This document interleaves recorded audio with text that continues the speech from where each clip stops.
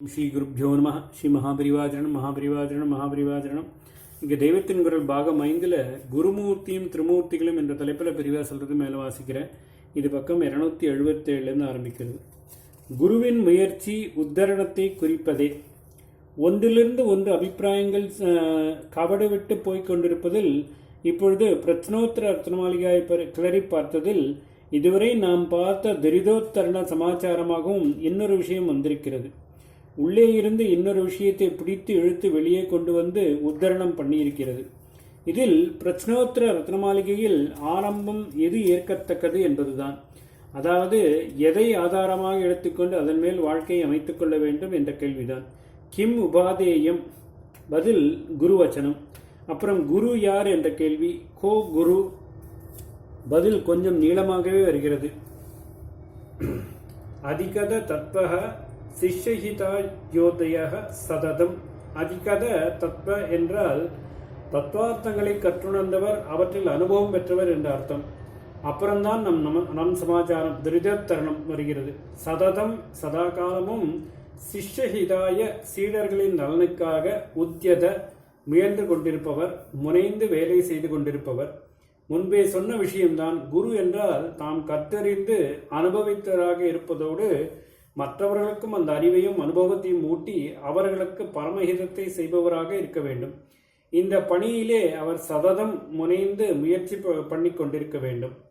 உத்தியதக என்பதற்கு அதுதான் அர்த்தம். கவனமாக வலுவாக முயற்சி பண்ணுவது. கனகதாராஸ்தவத்தில் துரிதோத்தரணத்தை சொல்கிற போதும் உத்தியத என்ற இந்த வார்த்தைகளே போட்டிருக்கிறார். துரிதோத்தரணோத்யதானி, அதாவது துரித உத்தரண உத்தியதானி. நமஸ்காரம் என்ற கிரியை செல்லும் பல காரியங்களில் துரிதம் என்கிற பாபங்களை உத்தரணம் என்பதாக உள்ளே இருந்து பிடுங்கி எடுப்பதில் முனைப்பாக முயற்சி பண்ணுவதே முடிவாக வருவது என்று காட்டியிருக்கிறார். இங்கே மட்டும்தான் சிரமப்பட்டு முயலுவது என்ற பொருள்படும் உத்தியத போட்டிருக்கிறார். மற்ற காரியங்களை நமஸ்காரம் சிரமப்பட்டு முயற்சி செய்து சாதிக்கவில்லை, சுலபமாக அனாயாசமாக சாதித்து விடுகிறது. நமஸ்காரங்கள், அதாவது வந்தனானி என்று பன்மையில் சொல்லும் ஆச்சாரியால் முதலில் அவற்றை சம்பத்கராணி என்கிறார். சம்பத்துக்களை உண்டாக்குபவை என்று ஈசி வேலையாக சொல்லிவிடுகிறார். முயன்று உண்டாக்குவதாக சொல்லவில்லை.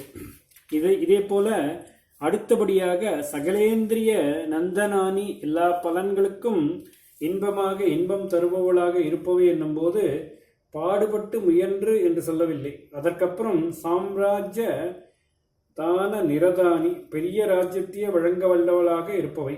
நிரத என்றால் சந்தோஷமாக ஒரு காரியத்தில் ஈடுபட்டிருப்பது, சிரமப்பட்டு முயன்று செய்வதல்ல. அதற்கு ஆப்போசிட். பக்தனை ராஜாவாகவே தூக்கி வைப்பது கூட நமஸ்காரத்தின் சக்தியில் சந்தோஷமாக செய்யும் அனாயாசமான காரியமாகவே இருக்கிறது.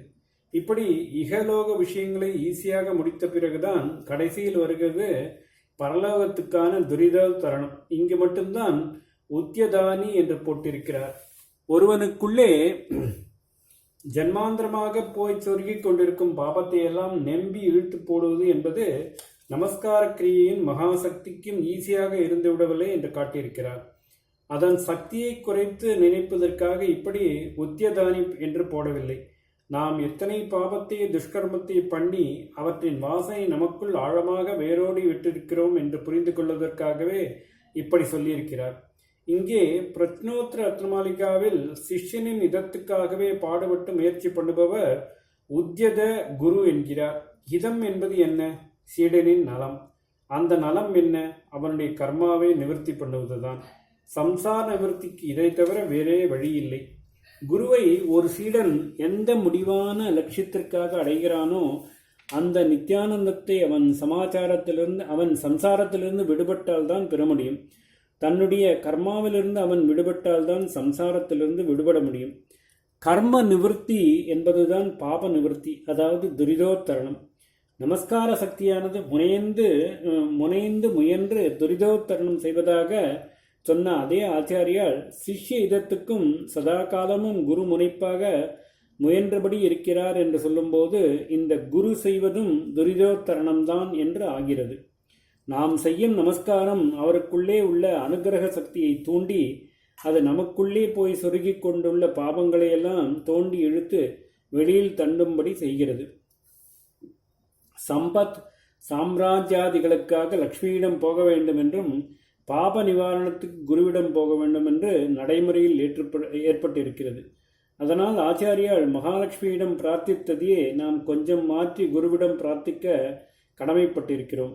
எங்களுடைய துரிதங்களை உத்தரணம் செய்வதற்காக அயராமல் பாடுபடும் தங்களுக்கு செய்யும் நமஸ்காரமே எங்களை விட்டு என்றும் நீங்காத நிதியாக இருக்க வேண்டும் என்று பிரார்த்தித்து திரும்ப திரும்ப நமஸ்காரம் பண்ணிக்கொண்டு அவருடைய அனுக்கிரகமான கனகதாரையை பெற்று ஆனந்தமாக பஞ்சு மாதிரி லேசாக ஆகிவிட வேண்டும்.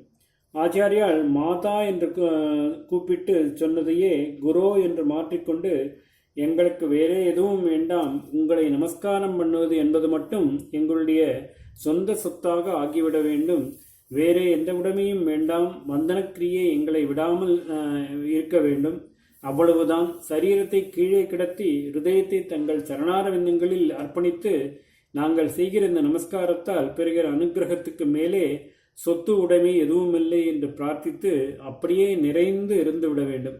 தஸ்மை ஸ்ரீ குரவே நமஹ. ஓம் ஸ்ரீ குருப்யோ நமஹ. ஸ்ரீ மகாபரிவாச்சரணம் மகாபரிவாச்சரணம் மகாபரிவாச்சரணம்.